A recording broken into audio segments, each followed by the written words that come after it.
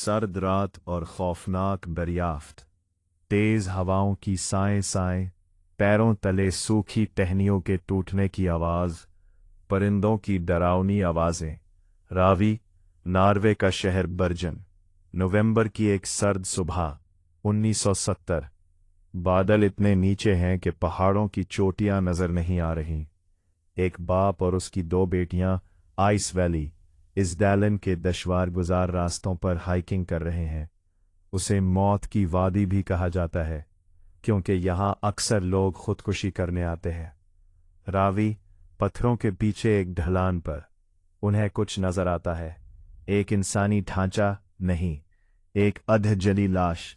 एक औरत जो चित लेटी हुई है, उसके हाथ सीने पर बंधे हैं, जैसे वो किसी खौफनाक आग से बचने की कोशिश कर रही हो। उसका चेहरा पहचाना नहीं जा रहा, लेकिन असल खौफ लाश को देखकर नहीं, बल्कि उसके गिर्द बिखरी चीजों को देखकर होता है। रावी, पुलिस जाए वकुआ पर पहुंचती है। तफ्तीशकारों को उम्मीद थी कि वो जल्द उस औरत की शनाख्त कर लेंगे, लेकिन यहां से वो मुअम्मा शुरू होता है जिसने नॉर्वे की पुलिस को पिछले 50 सालों से चकरा कर रख दिया है। लाश के पास क्या मिला? 12 नींद की गोलियां, चांदी का एक चम्मच, एक खाली बोतल जिसमें से पेट्रोल की बू आ रही थी, और 2 प्लास्टिक की बोतलें। इस औरत के पास मौजूद हर चीज, इसके कपड़े, इसके जूते, इसकी जराबें, हर एक चीज से ब्रांड का लेबल काट दिया गया था। तफ्तीशकार आवाज, ऐसा लगता है जैसे कोई नहीं चाहता था कि हमें ये पता चले कि ये औरत कौन है, कहाँ से आई है, या इसने ये कपड़े कहाँ से खरीदे हैं। ये कोई आम खुदकुशी नहीं, ये एक मिटाया गया वजूद है। मंजरे 3, सूटकेस और 8 शनाख्तें। साउंड इफेक्ट्स, रेलवे स्टेशन का शोर, ट्रेन की सीटी, टाइपराइटर की आवाज। रावी, चंद दिन बाद बर्जन रेलवे स्टेशन के लाकर से 2 सूटकेस मिलते हैं। पुलिस को उम्मीद की किरण नजर आती है, लेकिन सूटकेस खुलते ही सनसनी फैल जाती है। अंदर क्या था? 8 मुख्तलिफ पासपोर्ट, 8 मुख्तलिफ नाम, 8 मुख्तलिफ शहरी थे, लेकिन तस्वीर सब पर एक ही औरत की थी। वो कभी जेंटलेफ बनकर पेरिस में रहती थी, कभी एलिजाबेथ बनकर हैम्बर्ग में। इसने पूरे यूरोप का सफर किया था। वहां से एक डायरी भी मिली।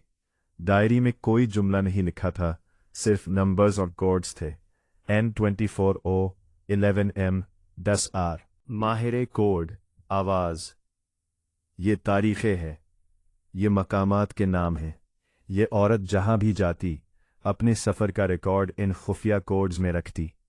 वो 1970 के दौरान पूरे नॉर्वे में घूमी, लेकिन हर बार होटल के रजिस्टर में गलत नाम और गलत पता लिखवाया।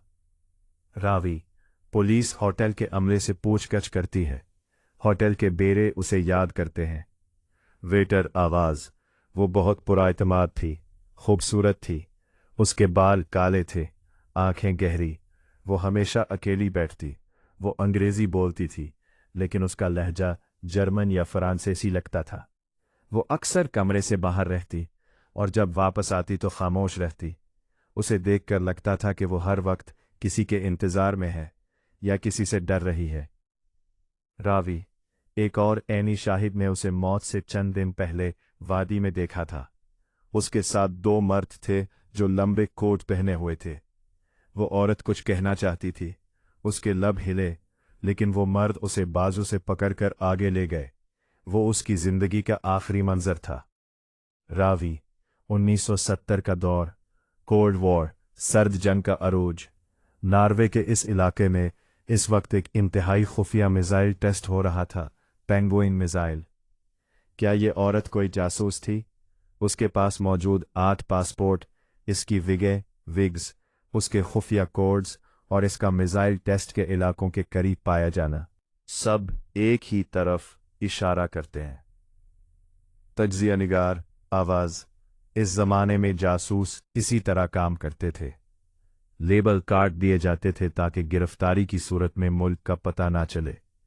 वो शायद सोवियत यूनियन KGB की एजेंट थी, या शायद इसराइल की मुसाद की, जो साबिका नाजियों को ढूंढ रही थी। रावी, 2016 में नॉर्वे की पुलिस ने केस दोबारा खोला।